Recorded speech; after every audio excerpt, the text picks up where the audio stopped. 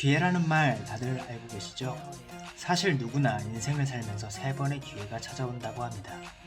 오늘 이 브랜드의 창업자에게도 3번의 기회가 찾아왔는데요. 특히 3번째 찾아온 기회가 그의 인생을 완전히 바꿔놓았습니다. 이 브랜드의 창업자는 마케팅의 천재라고도 불리웠는데요. 당시에는 생각지도 못한 광고들과 마케팅을 하며 브랜드 파워를 대중에게 각인시켰습니다. 뿐만 아니라 과거 속옷을 바지 바깥쪽으로 내놓고 다니는 게 유행이었던 적도 있었었죠. 이 패션에 가장 큰 획을 그은 게 바로 이 브랜드입니다. 어려웠던 어린 시절을 보내고 사업을 하면서도 여러가지 논란에 휩쓴 인물이지만 유럽 중심적이었던 근현대사의 패션을 미국 중심적으로 바꿨다는 평가를 받고 있는 이 브랜드.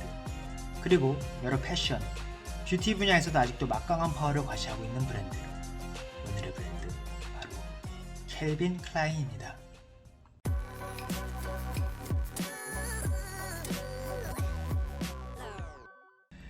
캘빈 클라인은 창업자 캘빈 클라인에 의해 시작되었습니다. 캘빈 클라인의 브랜드 이미지를 보면 그 역시 어린 시절 매우 풍요로울 것 같으나 그의 부모는 헝가리 출신의 미국인 이민자였습니다. 그때 당시 이민자 가정이 그랬듯 그의 부모도 어렵게 살림을 꾸려나가고 있었는데요.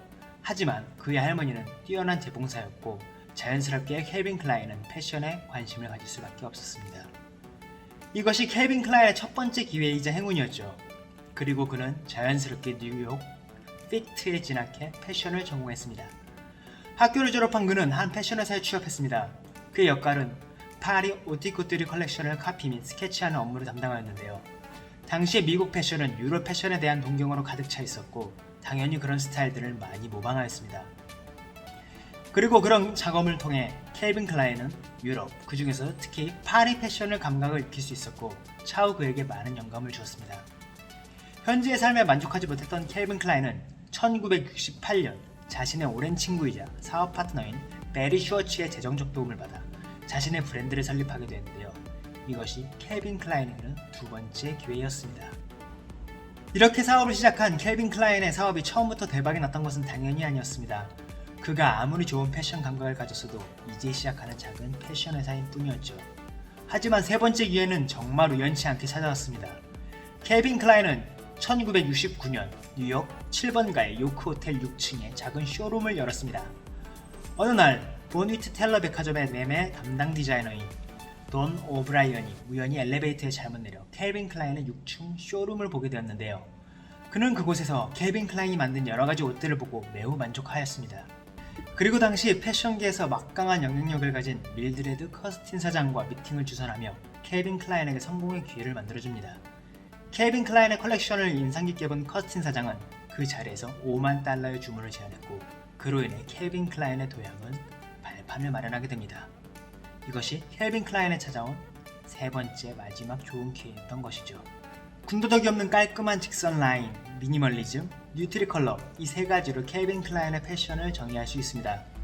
처음 캘빈 클라인은 클래식한 느낌보단 현대적이고 실용적인 디자인에 많은 포커스를 맞췄습니다. 특히 여성 의상에 있어서 그랬죠. 이런 캘빈 클라인의 디자인은 1970년대 여성의 사회 진출이 늘어나던 미국 사회에서 폭발적인 인기를 얻게 됩니다. 그리고 1973년 커티상을 수상한 캘빈 클라인은 미국의 대표적인 디자이너로 자리매김하게 됩니다. 하지만 캘빈 클라인을 미국 최고의 브랜드로 만든 아이템은 두 가지로 정리할 수 있는데요. 바로 청바지와 언더웨어입니다. 1978년부터 대박을 친 캘빈 클라인의 청바지는 하류층이 입는 청바지라는 인식을 완전히 바꿔놓게 되었습니다. 기존의 펑퍼짐한 청바지가 아닌 슬림하게 떨어지며 그러면서도 즉각적으로 떨어지는 청바지 디자인은 젊은 층의 전폭적인 열광을 얻을 수 있었습니다. 또한 청바지 뒤에 캘빈 클라인의 사각 로고를 배치하여 브랜드 청바지라는 이미지를 강하게 심어주었죠. 하지만 캘빈 클라인의 청바지가 대박을 칠 수 있었던 건 바로 15세의 브룩 슐즈의 광고를 통해서였습니다.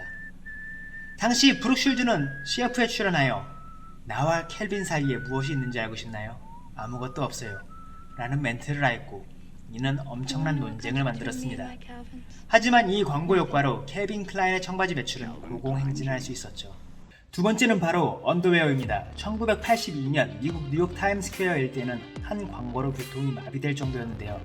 바로 캘빈 클라인의 속옷 광고 때문이었습니다.